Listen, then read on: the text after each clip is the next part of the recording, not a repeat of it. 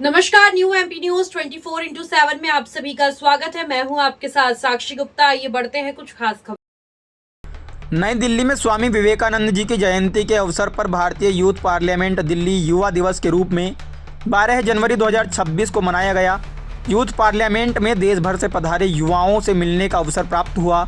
National youth day के अवसर पर सभी को देश की अग्रणीय समाज सेविका, प्रखर वक्ता, भारतीय जनता पार्टी मध्य प्रदेश की प्रदेश उपाध्यक्ष डॉक्टर नंदिता पाठक जी ने इस अवसर पर अपने उद्बोधन में संबोधित करते हुए अपने विचार व्यक्त किए।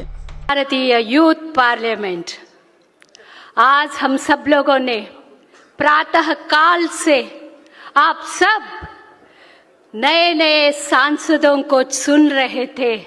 विपक्ष पक्ष में बैठे हुए सभी युवा शक्ति को हम लोग सुन सुनकर आनंद ले रहे थे।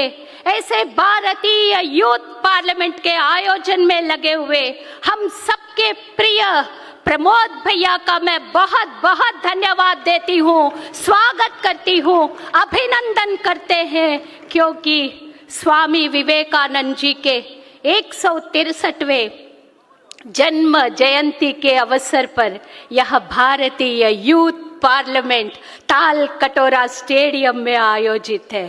मंच पर विराजमान आज इस कार्यक्रम को अध्यक्षता कर रहे परम पूजनीय श्री प्रदीप भैया जी महाराज जी के चरणों में मैं प्रणाम करती हूँ, आशीर्वाद मांगती हूँ। हम सब लोग खुशहाली का जीवन व्यतीत करें, युवाओं के सामने कभी कोई कष्ट ना आए, हम लोग सब हमेशा हंसते रहे, मुस्कुराते रहे और विकसित भारत के एम्बेसडर्स के रूप में अपना नाम हम लोग भारत वर्ष में दर्ज कराए, यही आशीर्वाद मैं महाराज जी से मांगती हूँ। आज मंच पर विराजमान हमारे मध्य प्रदेश की शान, पहले मध्य प्रदेश किसान मोर्चा के प्रदेश अध्यक्ष रहे और किसानों की हमेशा समस्याओं का समाधान करने वाले हमारे दर्शन सिंह जी भाई साहब आज नर्मदापुरम से सांसद है। मैं उनका भी बहुत बहुत स्वागत करती हूँ, अभिनंदन करते एवं वंदन करते हैं। और मंच पर जैसे ही उनका सुबह एंट्री हुआ परमल भैया का, आप सब लोगों ने देखा, तो ऐसे परमल सर का भी मैं बहुत बहुत स्वागत करती हूँ। यही युवा शक्ति है, क्योंकि हम लोगों को जो मदद करते हैं वो कभी जीवन में हम लोग नहीं भूलते। ऐसे ही मंच पर विराजमान सभी सम्मानित अतिथियों का मैं बहुत बहुत स्वागत करती हूँ, अभिनंदन करते वंदन करते हैं।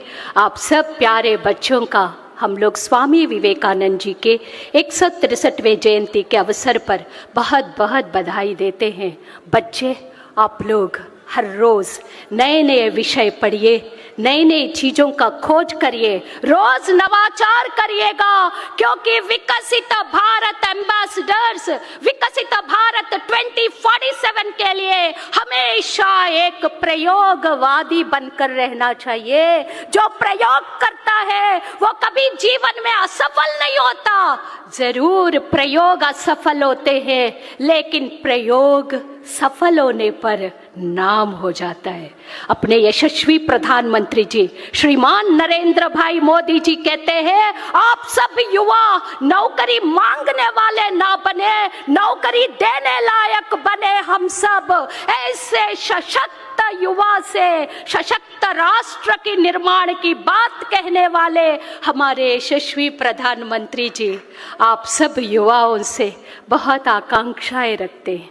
बच्चे, विकसित भारत माने कोई गरीब न रहे, कोई अशिक्षित न रहे, कोई अस्वस्थ न रहे, कोई बीमार न रहे, अपना गांव, अपना शहर हरा भरा, साफ सुथरा, संवेदनाओं से भरा हुआ हो, ऐसा अपना भारत का निर्माण आप लोगों के हाथ में है। आप सभी का हम लोग बहुत बहुत स्वागत करते हुए प्रमोद भैया का, प्रदीप जी भैया का मैं बहुत बहुत अभिनंदन करते हुए छोटी सी बात कह के मैं अपनी बात को समाप्त करती हूँ। युवाओं, तुम वो चिंगारी हो जिससे अंधेरा डरते हैं। युवाओं, तुम वो चिंगारी हो जिससे अंधेरे डरते हैं। तुम्हारे सपने सिर्फ तुम्हारे नहीं, ये इस देश की सबसे बड़ी पूंजी है। अगर रास्ते मुश्किल है तो समझ लेना कि तुम सही दिशा में चल पड़े हो। याद रखना, कोई भी ताकत उस युवा को नहीं रोक सकती जो ठान ले कि मैं सिर्फ अपने लिए नहीं, अपनों के लिए जीऊंगा, भारत माँ के लिए जीऊंगा।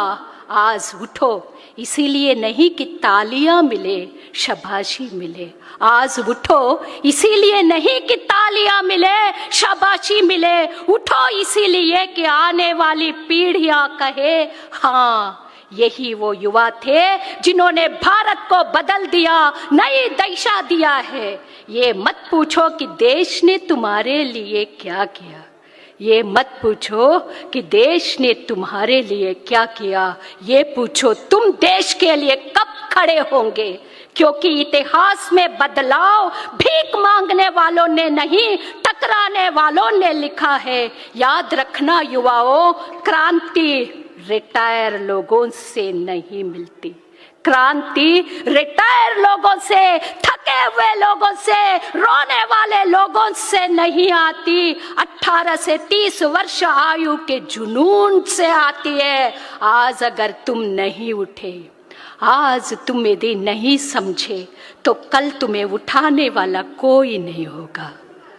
तो पूछो सवाल, तोड़ो डर और लिख दो, भारत का भविष्य हमारे हाथों में है। भारत का भविष्य आप लोगों के हाथ में सौंपता है यह पूरा समाज। आप लोग हमेशा अच्छी दिशा में जाइए, खूब तरक्की करिए। जब विपक्ष का सुन रहे थे तो बहुत आनंद भी आ रहा था, और पक्ष में तो ये दिखा दिया, महिला नेतृत्व की इतनी बड़ी संख्या में दिखा दिया।